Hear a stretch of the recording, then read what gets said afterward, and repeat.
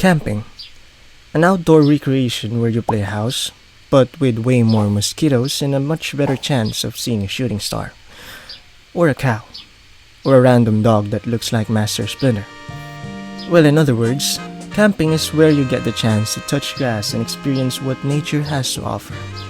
So, that's just what we did.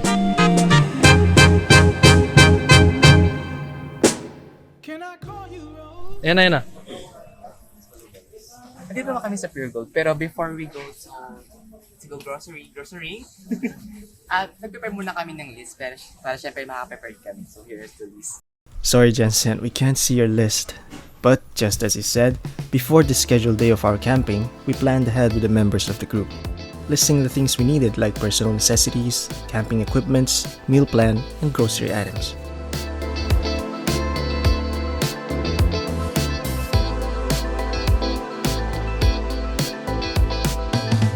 After buying what we needed, we then proceeded to our camping spot's location. Nasa iisang pricing. Yan kayo, 1, 2, 3. 5, 6, 7, 8. Arriving at Barangay Karabatan Chica, Alicaucao, we stopped at a certain shelf waiting for Jensent's friend who was supposed to be our guide. So we waited. But he was taking too long, so we had to take action upon ourselves. We asked a local, who was also a tricycle driver, for the best camping spot in the area. He drove us beside the Cagayan River and we could see this vast land by the riverside with grass and cows and some stair-like structure made of big stones. But something was missing. It was lacking shade. With back-to-back whining, we thought that our hopes of finishing the activity will never come to happen. That is, until Dalin arrived. Moments before we almost gave up. So now, thanks to our boy Dalin, we now have a place to camp.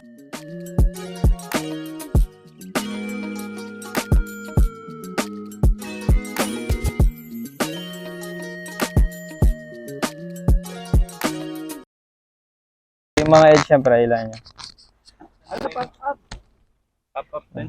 Ay, pop-up! Kasi, Mabilis lang siya. bilis lang to. O sige, explain nyo ako ng pop-up. Okay na. Pop-up mo lang. Hilahin mo lang yan. Ayun na yan. So we finished setting up the tent, and we have all our gear inside, all our needs for the camping trip, and we're about to go in and explain each one of them to you, which is the ones that are inside, that stays inside the tent, and which is the ones that stays outside, to avoid any damages.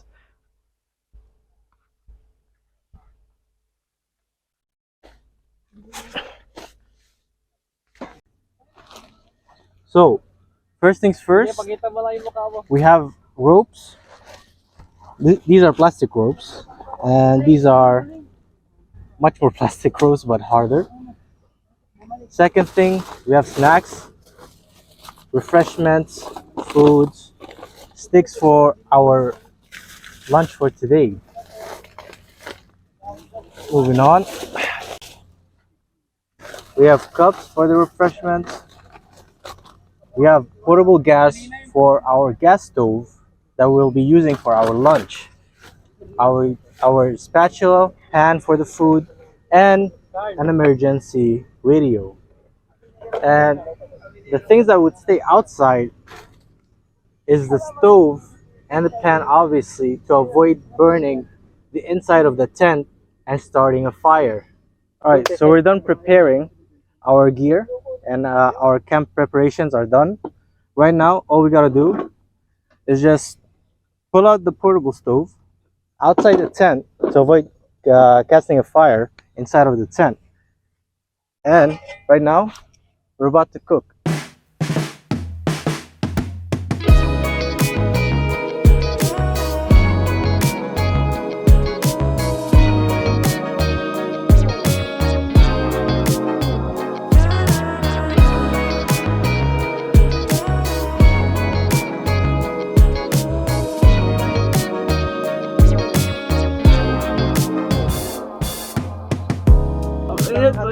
Ang init ang hotdog ko. Sorry, baka magbura. Ulit. Kamusta? Overall, we're in the current progress of camping. And masasay ko lang is, worth it yung pagod. Nakakapagod siya pero nakaka-fulfill. Yeah, that's my experience for the moment. Kumusta ang hotdog? Sakto lang. Mediocre. Kumusta ang hotdog? Hindi ko na po maalala. Anyone give me the soft drinks? Bistro.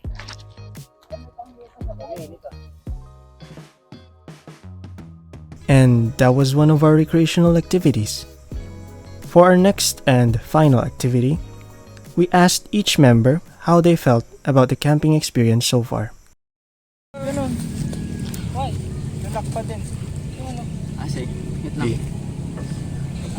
I would like to say I don't care if this is educational. Honestly, this is my first time I genuinely had fun with a group of people. Ever since I came from abroad, I never had a group of people to talk to, familiarize with, and even be friends with. So, this activity is like maybe the last one, for PE. And at least hindi kami na-stress sa sayaw. Hindi man ng ball games, pero at least even though na online class, since sa init, pinayagan kami ng magkaroon ng ganong activity. Masasabi ko dito sa camping namin is mainit, nakakapagod, pero pagkasamang kaibigan, masaya. Pero naging hotdog man ako. Ang masasabi ko sa camping namin ngayon is napakainit. Kanina pa kami naglalakad and nakakapagod din. Pero enjoy naman, nabusog sa hotdog. So, ang masasabi ko sa camping namin ngayon ay una sa lahat nakakapagod, na adventure na rin at nakaka-challenge. Yun lang. To start off, sobrang biglaan lang din and we have a little time for preparation in this camping. And kanina talaga sobrang nakakapagod, parang gusto na namin hindi na ituloy. But then Sige, tuloy lang. But then this activity, this specific activity, it fosters our collaboration talaga. Like we push through all those mga hindrances, kahit mga small inconveniences na nagpapatigil para ituloy namin ito.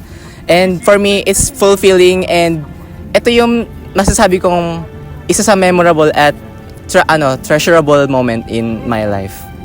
Yun lang. Ang masasabi ko lang all throughout our camping journey is most of the time nagreklamo ako kung gaano kainit at kung gaano kahassle yung travel namin. But overall masaya. Ayun, masaya. Masaya.